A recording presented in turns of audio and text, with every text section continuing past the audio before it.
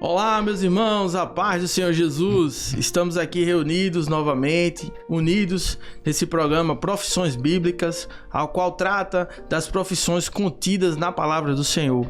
Estamos aqui na bancada com nossos pastores, o pastor Jadson. Pai do Senhor, pastor Felipe, Pai do Senhor, os irmãos, grande alegria estarmos juntos aqui novamente. O pastor Vitor. Paz do Senhor, Felipe, a paz do Senhor, Jadson, e também a paz do Senhor, meus irmãos. Amém.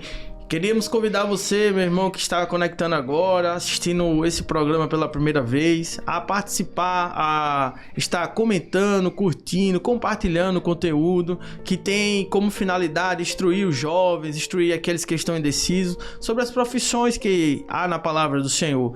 Nosso intuito aqui é trazer as informações proféticas daquilo que Deus tem separado nesta obra. Lembrar os irmãos que já viemos aqui de uma continuidade, falamos nos episódios passados sobre o Templo de Salomão, estamos falando um pouquinho sobre construção civil, né? As profissões que há dentro da construção civil, e nós abordamos no episódio passado sobre os pedreiros. Hoje nós iremos abordar sobre os carpinteiros. Então a palavra do Senhor ela torna a falar que havia carpinteiros ali trabalhando na construção do templo, e essa profissão é uma profissão também que tem nos nossos dias atuais esse nome, carpinteiro, talvez não sendo a mesma coisa, mas bem próximo do que se tinha ali naquela época. E eu queria deixar um texto aqui para nós começarmos o nosso programa hoje, que está lá em Marcos, capítulo 6, versículo 13. E que diz assim: não é este o carpinteiro, filho de Maria, irmão de Tiago, e de José, e de Judas, e de Simão? E não está aqui conosco suas irmãs? E escandalizavam-se nele.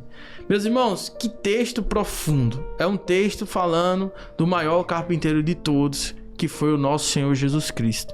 Aqui nesta terra era a sua profissão, né? A sua forma de ganhar o pão de trabalho, e ela tem um sentido profético enorme, porque nós entendemos através da revelação que o homem ele é a madeira, né? Uma madeira bruta, mas Jesus ele é o carpinteiro. Amém. Capaz de moldar e transformar a nossa vida.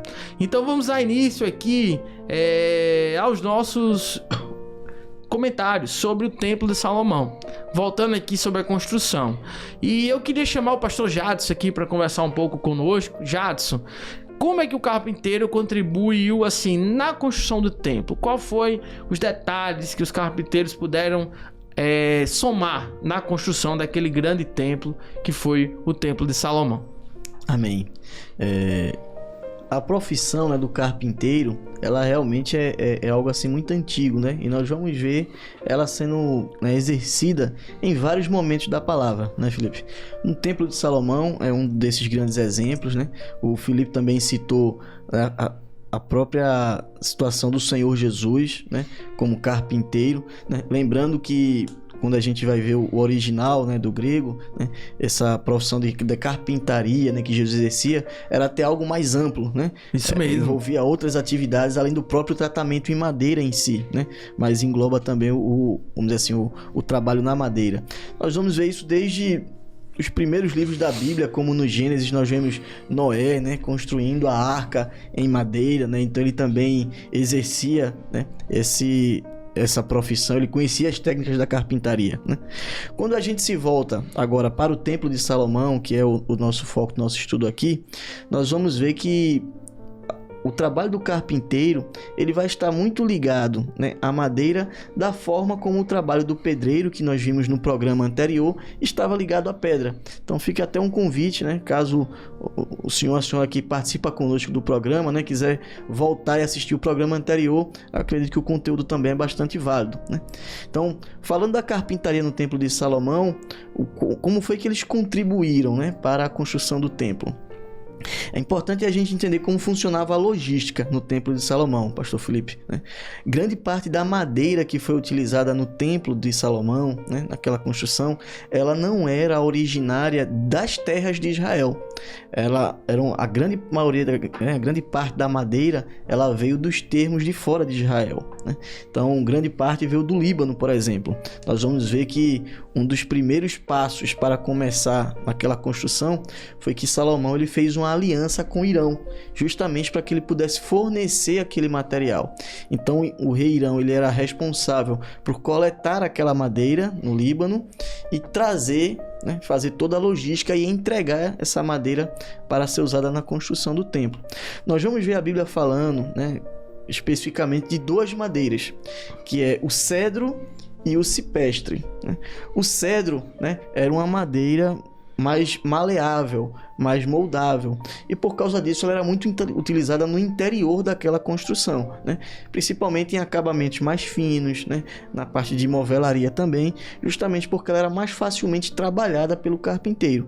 Já o ciprestre, né, ela era uma madeira mais enrijecida, né? Uma madeira mais dura, que era utilizada justamente, né, principalmente nos campos exteriores, justamente porque ela resistia mais às intempéries, né, do tempo, da chuva, e aí vai. Então, nós vemos essas duas madeiras que eram utilizadas pelo carpinteiro. E qual era o trabalho do carpinteiro? Era fazer exatamente a extração da madeira, né, o seu preparo e o uso em si, a aplicação da madeira em si no Templo de Salomão, né? Inclusive, né, há vários tipos de carpinteiro, né? Alguns até mais destros do que outros, e nós podemos citar também a forma das esculturas que eles faziam na madeira, né? Nós vamos ver que o interior do Templo de Salomão, eles tinham madeiras que também tinham esculturas nela, e tudo esse era o trabalho ali do carpinteiro que exercia ali aquela profissão. Muito bom. E vale a gente também trazer aqui uma observação, que assim, o carpinteiro e o marceneiro hoje, né, tanto no momento ali, naquela época, mas também nos nossos dias, elas são profissões que são muito próximas, né? O marceneiro, ele trabalha, vamos dizer assim, com essa madeira mais maleável, ele tem um acabamento mais fino, trabalha nos móveis, né, na movelaria interna, utensílios de cozinha, às vezes de armários, guarda-roupas.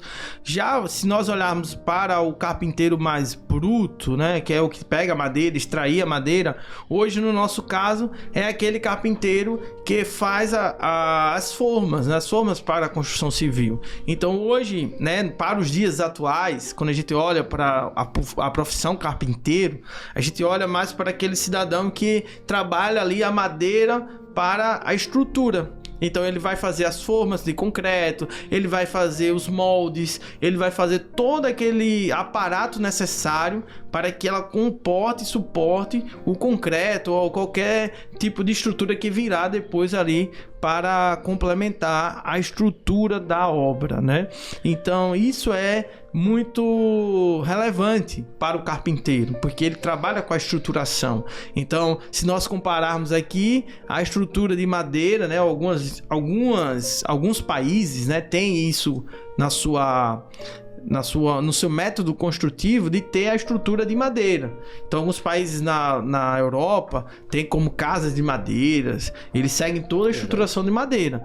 Isso aí é vamos dizer assim, uma sofisticação do material. Você pode utilizar? Pode. Tem alguns cuidados que eu vou ter que ter, claro, principalmente da parte da estrutura, mas eu vou utilizar. E isso faz parte também da parte do carpinteiro. Então você vai ter que ter uma mão de obra qualificada, um carpinteiro bom para que possa levar isso à frente, tá bem? Mas, como sempre, nós trazemos aqui o pastor Vitor para comentar conosco, né? Vitor, como um carpinteiro hoje, né? Qual o paralelo profético dessa profissão, né? Que eu até iniciei falando que era o Senhor Jesus, era um carpinteiro. Como essa profissão nós podemos criar esse paralelo para os nossos dias hoje, profeticamente, sendo carpinteiros? Amém. Primeiro, assim, uma observação, né, que o carpinteiro ou até o marceneiro, né, como foi falado, é muito interessante porque ele pega algo que é ali uma madeira, vamos dizer assim, e que não tinha utilidade, ele transforma em algo útil, né? Você pegar aqui uma mesa, né, ele traz uma utilidade para aquilo, né? Então há uma grande transformação, né? Então, mas quando a gente fala, né, e isso aqui ajuda no entendimento daquilo que é profético, e como Felipe leu, né, já no primeiro texto, mostrando a profissão do Senhor Jesus, Claro que era uma profissão ali, mas quando a gente faz um paralelo profético, nós podemos entender também, porque a madeira aponta para o homem, né? E o carpinteiro ali, como o Senhor Jesus, o que nós vamos observar? O carpinteiro, ele vai fazer uma obra, então ele tem uma utilidade, seja uma estrutura, ele vai precisar de um tipo de madeira, como foi citado aqui os dois tipos, né, que foram usados no templo: o cipreste, que é uma madeira mais resistente, que servia para a estrutura, e nós vamos ver também o cedro, que era usado no acabamento. Então o carpinteiro é que sabe aquilo que ele vai fazer e qual madeira ele precisa, né? Então, quando a gente faz esse paralelo profético, nós vamos observar o seguinte, que o carpinteiro, ele vai extrair a madeira, ele extrai, né? Quando ele extrai, ele precisa preparar, né, a madeira ali, começa a tirar as cascas, né, aprontar a madeira para que ela possa ser usada, né, possa ser transformada, né? Na verdade, desde o momento da extração começa um processo de transformação. Ela começa a ser trabalhada, depois ela vai ser cortada e ela vai sendo transformada, né? E nós vamos observar exatamente isso na vida do homem. A madeira é tipo do homem. O carpinteiro, que é o Senhor Jesus aqui no texto, é essa tipologia do próprio Senhor Jesus. Ele, veja, a madeira não é a madeira que encontra o marceneiro, né? Não é a madeira que encontra o carpinteiro, mas é o carpinteiro que encontra a madeira. Jesus um dia nos encontrou. Jesus encontra o homem. Jesus encontrou a Pedro, encontrou a João. Ele encontrou, ele achou, né? Jesus, ele nos achou. Ele nos achou. E ele trabalha na nossa vida. Trabalhou, nos extraiu. De onde ele nos extraiu? De uma vida vazia, né? De uma vida sem sentido, sem utilidade, podemos dizer assim, profética, mas ele trabalhou, ele tirou as cascas, ele nos libertou do pecado, né? Ele transformou a nossa vida, né? E nós lembramos sempre do louvor que nós cantamos, né? Qual madeira, não é isso que nós temos? E no final ele diz assim: trabalhou-me por inteiro como um bom carpinteiro e fez-me vaso de honra e de glória e de louvor. Ou seja, é uma madeira sem utilidade, uma madeira cheia de cascas, de nó, que Jesus, ele vai lá, resgata, o carpinteiro resgata, trabalha nela e dá uma utilidade. Foi isso o que o Senhor Jesus fez com a nossa vida. Nós temos um grande exemplo, né? Podemos usar o apóstolo Paulo. O que nós vamos observar? Era um homem, né, perseguidor, era uma madeira bruta, sem utilidade para o reino de Deus. Ele tinha utilidade para a religião dele, mas para o reino de Deus ele estava perseguindo, né? Ele estava prejudicando. O Senhor se revela a ele no caminho de Damasco. O Senhor começa a trabalhar, ele fica 3 dias cego. Ele vai, né, Ananias ora por ele, os seus olhos se abrem e Paulo, ele começa a ser um vaso de honra e glória ao nome do Senhor, aleluia, né? Aí nós vamos pegar apenas 2 aspectos aqui da madeira, né? A madeira de cipreste, que é a resistente para a estrutura, e o cedro, que é mais maleável, que é a parte do acabamento, né? Na beleza. Então, quando nós vemos o apóstolo Paulo, nós vamos ver esses 2 aspectos, porque esses 2 aspectos o servo ele precisa ter. Primeiro, precisa ser uma madeira maleável, né, trabalhável, de fácil trato, né? Então, Paulo, assim que ele se converteu, ele queria para um lugar, o Senhor revelou ir para outro, ou seja, era uma madeira maleável, né? E ele diz isso: vivo não mais eu, mas Cristo vive em mim. Glória a Deus. Né? Então, assim, ele era alguém que estava pronto para fazer a vontade do Senhor. Ao mesmo tempo, nós vamos ver a questão do cipreste, que era resistente.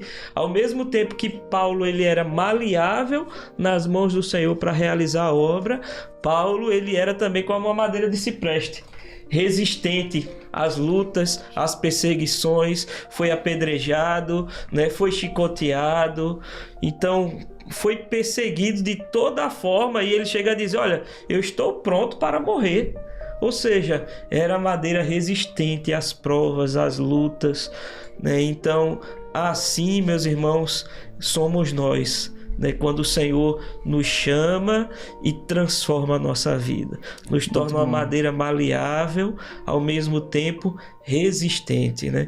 Como também Paulo ele escreve: posso todas as coisas naquele que me fortalece. Então, naquele que fortalece, ele podia todas as coisas. Ele passou dificuldades, mas passou também momentos de vitória, né? Ele passou escassez e abundância. Então, ele podia todas as coisas. Por quê? Porque ele era dependente do Senhor. Ele é uma madeira que foi trabalhada e se tornou um vaso para a honra e glória do nome do Senhor Jesus. Amém. Muito bom, meus irmãos. Glória a Deus, né? Porque esse carpinteiro, Jesus, ele está à porta do teu coração. Basta tão somente você abrir ela. E ele vai dizer lá na igreja de Laodiceia: eis que estou à porta e bato. Se alguém ouvir e abrir a porta, entrarei e cearei com ele e ele comigo. E ele está à porta do teu coração nesse programa, nesse momento. Abre o coração, deixa esse carpinteiro trabalhar na tua vida. Ele quer fazer parte da sua história. Amém. Meus irmãos, estamos aqui finalizando esse programa que tratou aqui do carpinteiro. E no próximo programa nós iremos tratar do ferreiro. Então, você que está conosco, continue, assista, curta, compartilhe, comente. Nós estamos aqui para entender e ouvir você também nos seus comentários, tá bem? Um grande abraço, meus irmãos. A paz do Senhor Jesus.